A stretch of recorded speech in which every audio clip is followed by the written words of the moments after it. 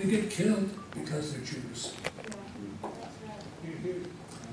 The nation of Israel made a terrible mistake. Terrible mistake.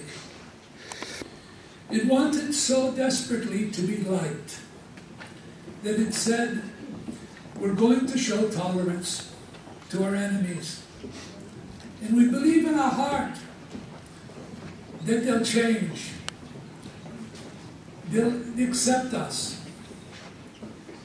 Maybe they won't love us, but maybe they'll just like us. But it never happened. The more you gave, the more they took. They took your children. They took your mothers and your fathers. And they kept taking. And the nation has suffered also from diplomats and presidents and ambassadors with no moral clarity that didn't define right and wrong, had no moral clarity foundation, and the nation has suffered from it. I remember in 1972, I was having tea in Matula. Your faith, your determination, it's typified in this young man. And I know you weren't asked to say anything, but I want you to tell them what you told me in the tunnels. Okay, so my name is Omar. I'm 22 years old. I was kidnapped on the 7th of October from the Nobel Festival. I was in a Hamas captivity for 505 days. And in this time I was there, my belief in God became so strong. And every day I was there, I woke up and I thank God that I have air in my lungs and I have some food on my plate. And I thank God that my family is safe in Israel. And every Friday I used to do a kiddush. So everything about faith and belief kept me going. And thank to you, Ambassador, and thank to Mr. President Trump. Today I'm here and I'm standing here next to Mike and with my family, and I'm the happiest man alive. So thank you. But what is land for peace? Oh, that's easy. The agreement we have is you give us land and we give you peace. What land? Israel's land, he said. You give Israel's land and we get peace. Now, I didn't know who the man was until many months later when I saw his picture on the front page of the newspaper. He was the architect of the Munich massacre. The CIA was protecting him and Mossad was trying to kill him. Israel has suffered with duplicity because of no moral clarity. But all of that has changed. It's all changed. You have a president who's fearless. It has total moral clarity. And now you have an ambassador who's fearless and has total moral clarity. He believes in good. He believes that Israel is good and its enemies are evil. And this, above anything else, is going to change the destiny of this nation. It's going to change the destiny of this nation. So, Ambassador Huckabee, it's our honor to honor you, sir. You are called by God for such a time as this, and we celebrate you. Evil person and his tireless efforts for the nation of Israel and the Jewish people over the years show that. I don't know of any two characteristics that exemplify your life more than those: integrity and excellence. You understand perhaps better than anyone that Israel is the only nation in the world uniquely created by God for the glory of God, with a promise of endurance by God. The way you have given language and vocabulary and faithfulness to So many issues, but most importantly, America's strong, enduring, and unshakable friendship with Israel and the Jewish people. You have changed.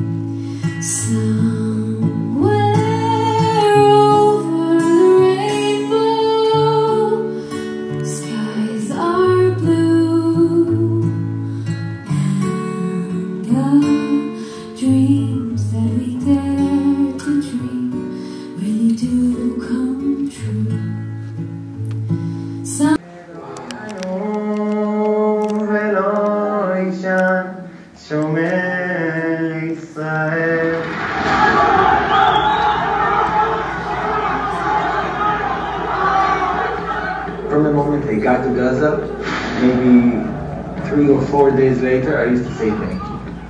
That I'm alive, that I have made maybe small amounts, yeah, but I have food, that I can breathe every day.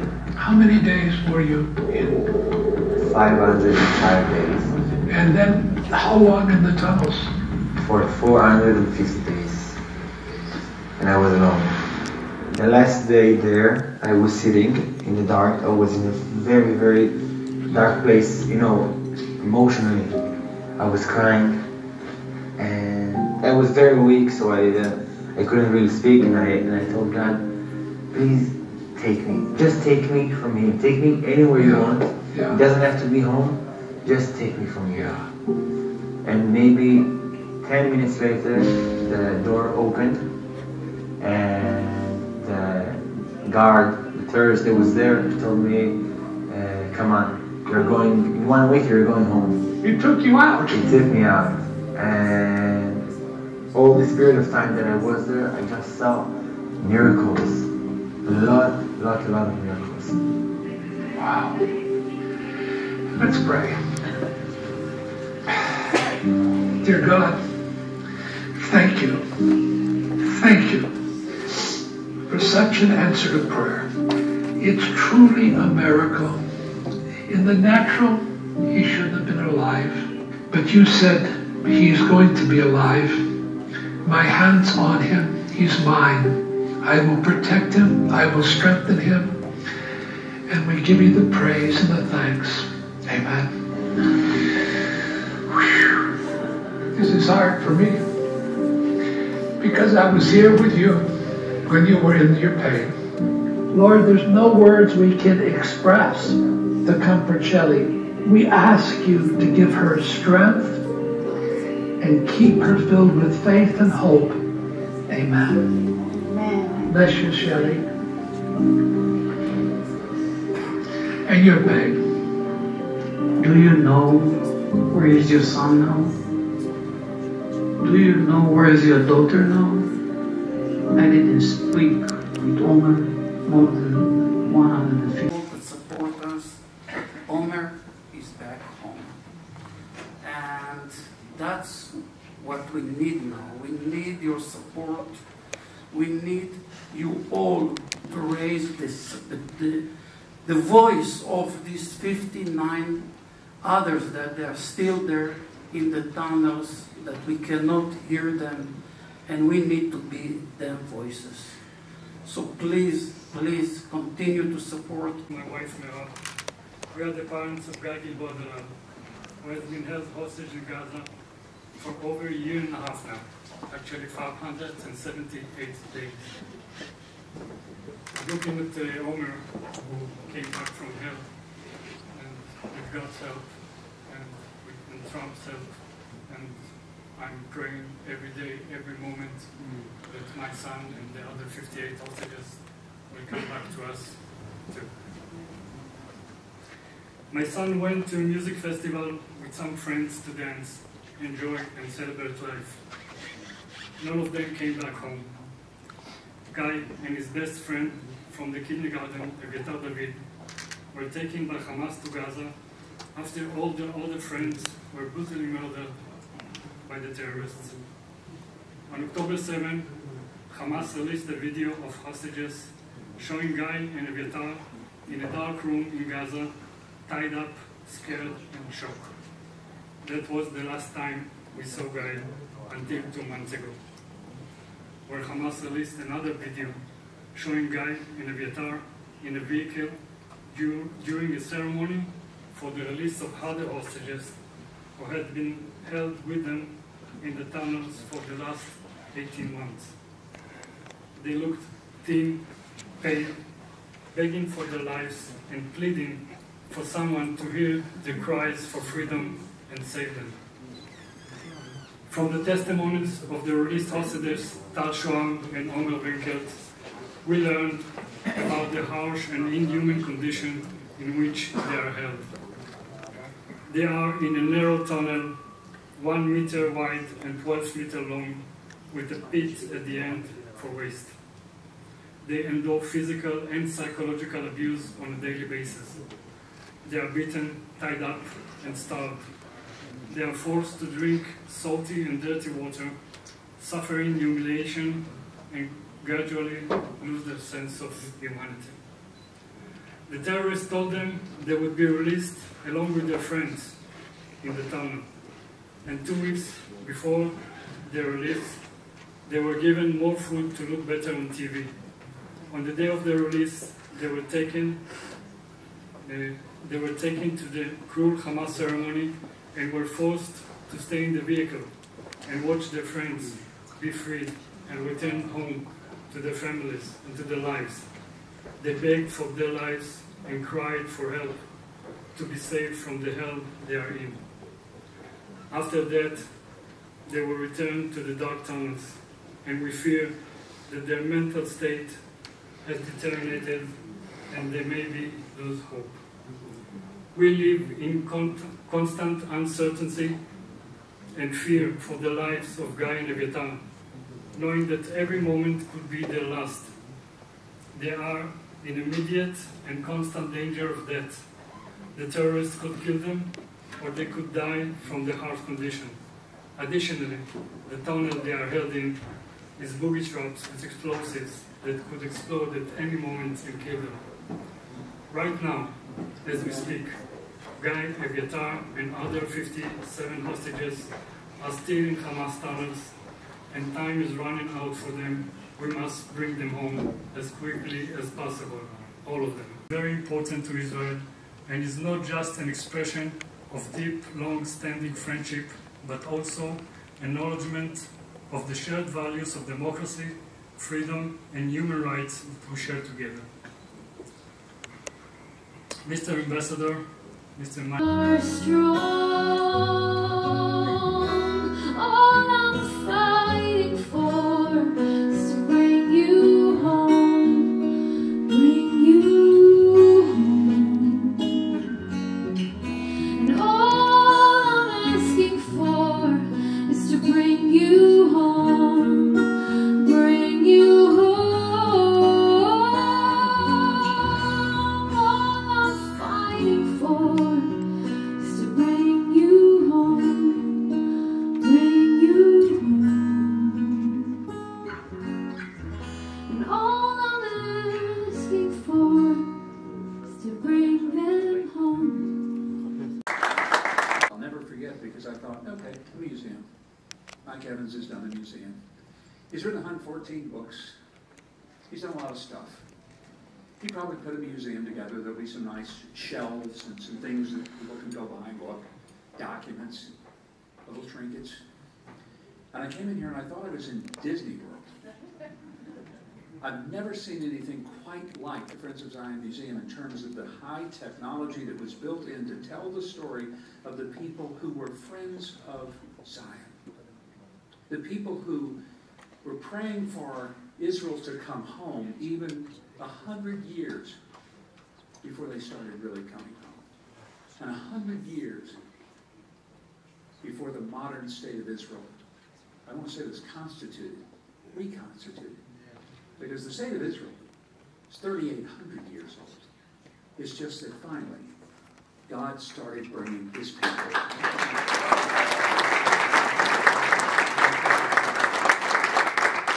Mike Evans had an incredible vision of paying tribute to the people who truly have been the friends of the Jewish people and the state of Israel.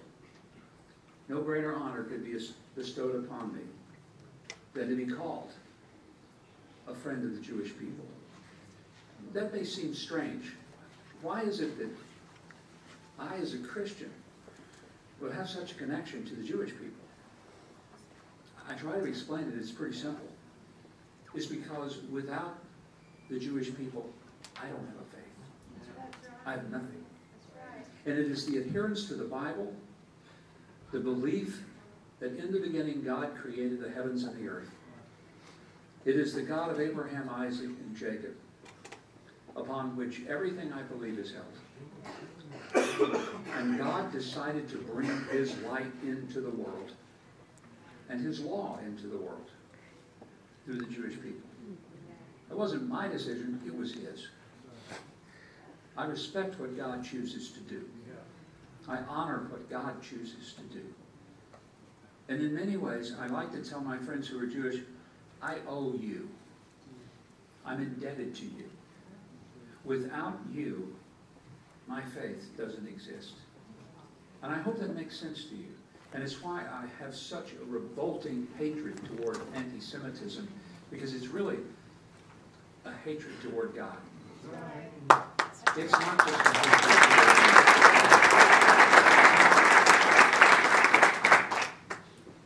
Tonight, as we've heard the stories of these families whose hearts are broken and who broke our hearts with their stories, their children being held in captivity.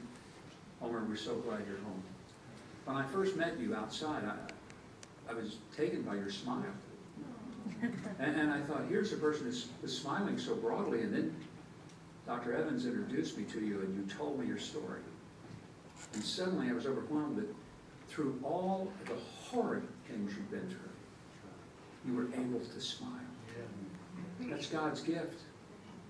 He delivered you so that you can remind us that the human spirit and the God within you is stronger than the hate that surrounded you for 505 days. I pray that before another fortnight happens, Guy is home. We all pray for the return of every hostage. I want to mention this. My wife yesterday, I'm so proud of her. If you know, she walks with a cane because she's had 2 knees replaced. Her ankle got shattered while she was trying to care for a grandchild, and it was virtually had to be rebuilt. She's overcome spine.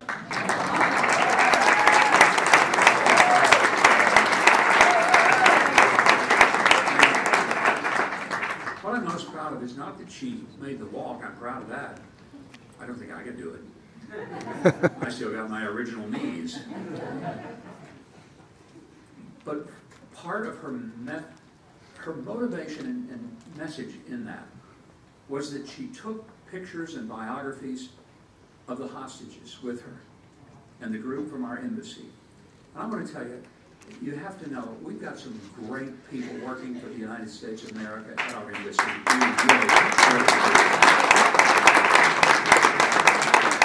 Dedicated patriots and public servants that I'm so proud to serve alongside. And so this group from the embassy, Janet went with them. They took the snake path up to the top of Masada, but along the way they stopped. And at every stop, they took the picture and the biography of hostages, and they stopped and they prayed for those hostages. And one of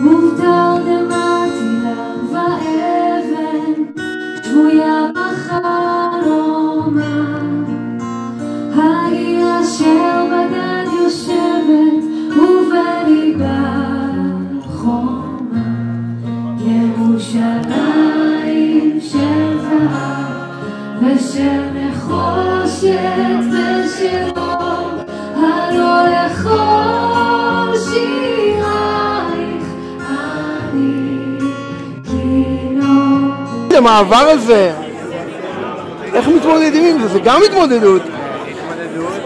אבל ברוך השם, זה אהבה, זו אהבה גדולה, ואני מקבל את כל האהבה הזו, באמת בטוב, בשמחה, ואני נמצא בבית, אז מה יכול להיות?